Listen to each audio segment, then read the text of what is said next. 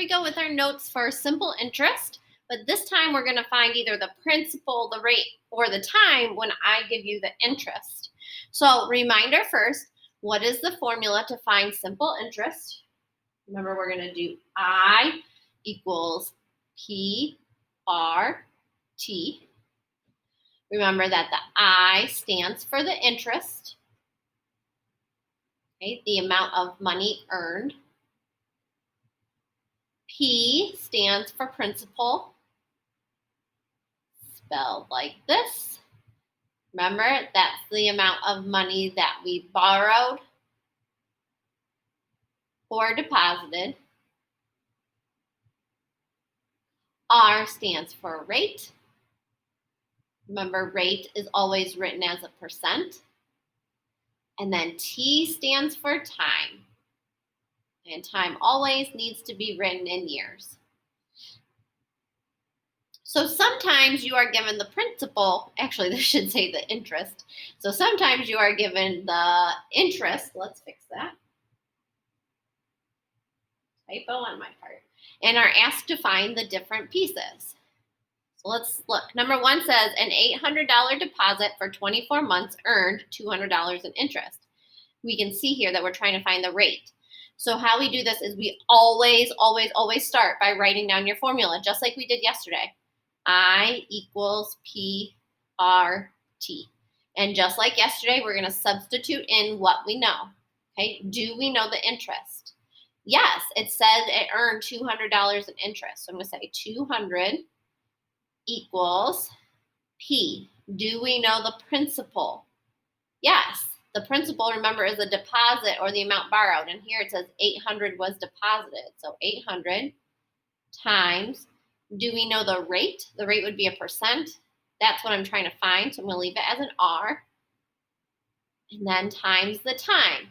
Do I know the time? Yes, it says 24 months. But remember, we want to make that into years. So 24 months would be the same thing as 2 years. So here's my equation. Now remember, when I do my equation, the first thing I want to do is combine like terms. So I'm going to combine the 800 times 2.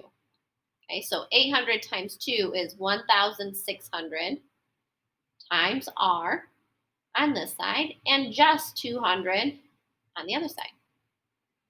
Now I can solve for R. Now I can solve for the rate. Okay, I see 1,600 is being multiplied by R, and I know the opposite of multiplication is division, so I'm going to divide by 1,600. So now we get to use our calculators, and we say 200 divided by 1,600, and we're going to get R equals 0.125. Now remember, a rate is a percent, and we've been given a decimal. So now we need to take that decimal and we're going to move it 1, 2 places to the right to make it a percent. And we know the rate was 12.5%. Put your percent sign behind there.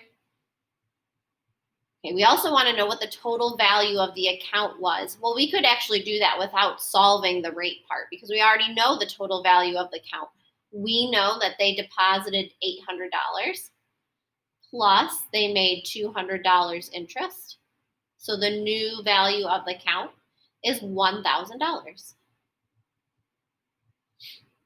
All right, let's try another one. A $1,595 deposit for 10 years at a simple interest rate of 8%.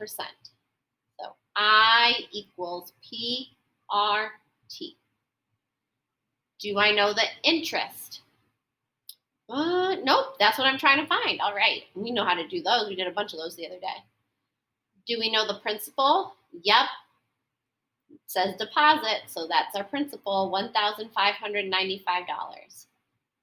Do I know my rate? Yep, that's the percent. So I'm going to write that as a decimal, remember. So I'm going to move that decimal point 2 places to the left. So 0.08 or 800ths. Do I know the time? Yep, right here. It says 10 years. Yay, it's already in years, so I just have to write times 10. All right, so let's find our interest. We're going to say 1,595 times 800ths times 10. When you put that in your calculator, you should get $1,276. So we know $1,276 has been made over those 10 years. Let's find the total value of the account now.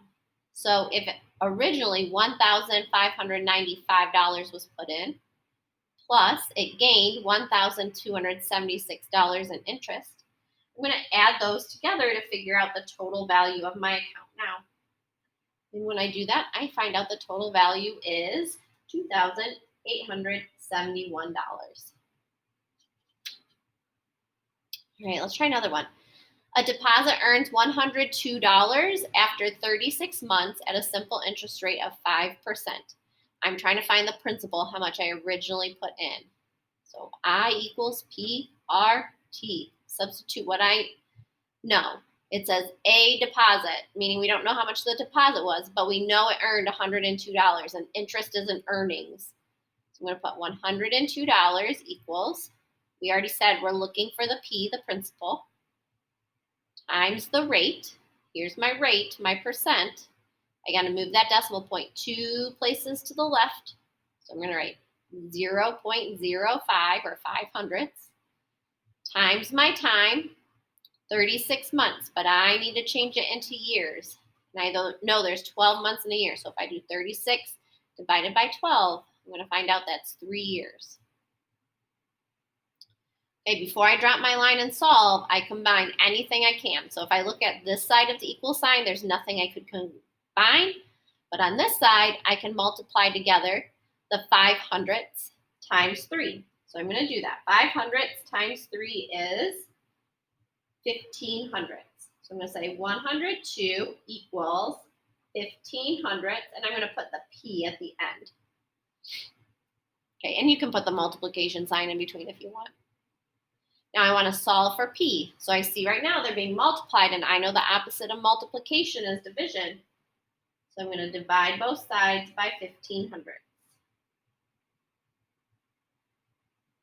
And when I do that, I'm left with P, which is what I want. I want to find the principal. And on the other side, I'm going to use my calculator, and I'm going to do 102 divided by 1,500. When I do that, I find the principal. That means they originally deposited $680. Okay, now let's find the total value of the account. Okay, we know that now that they originally deposited $680, plus we know they made $102 in interest. So if I add those together, it will give me the total value of the account. So I find out that it is $782. Okay, 2 more. Reese made a deposit into an account that makes 8% simple interest. After 8 years, Reese had earned $400. What was his initial deposit? Okay, so I'm going to start with my formula. I'm going to ask myself what I know. Do I know the interest? I know interest is money. And this $400 says Reese had earned $400. If he earned it, and it doesn't say borrowed or deposited, then I know that's interest. I'll put in $400. Do I know my principal? Nope. It says what was the initial deposit, and I know principal can be a deposit, so that's my P. Do I know my R? Yep, here's my percent.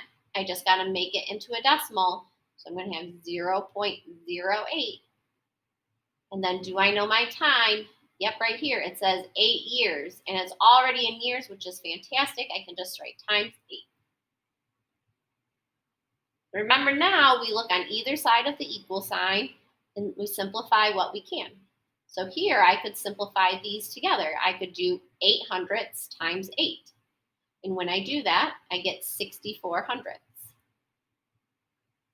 I'm going to write times P. And on this side, it just stays 400.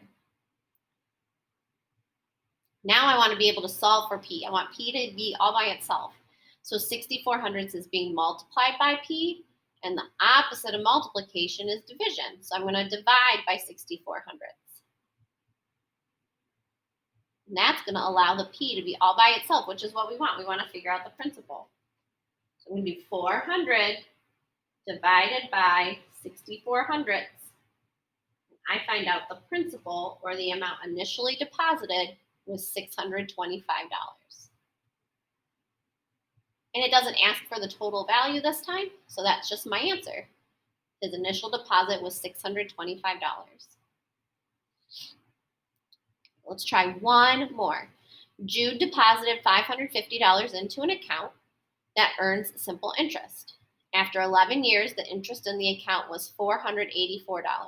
What was the simple interest rate? All right, so I'm going to write I equals PRT. Let's look for the I first. So it's the interest. Well, here I see money, but it's right next to the word deposited, so I know that's going to be my principal. Here's money again, and it says the interest in the account was $484, so I know 484 is going to go right here. We already found the principal up here because it was next to the word deposited, so that's 550 times, we know we're looking for the rate, so we're just going to leave that as R. And then the time right here, 11 years. And again, it's already written in years for us, which makes it easier. Okay, now combine like terms if you can. So there's nothing you can combine on this side, but on this side, you can combine the 550 and the 11. So we're going to say 550 times 11. And we find out that equals 6,050. But we haven't used that times R yet, so we're going to say times R. And on this side, we didn't combine anything, so it's just 484. Now I want to get the R by itself, and right now it's being multiplied by 6,050. And I know the opposite of multiplication is division. So I'm going to divide both sides by 6,050. And when I do that, R is all by itself, which is exactly what we want.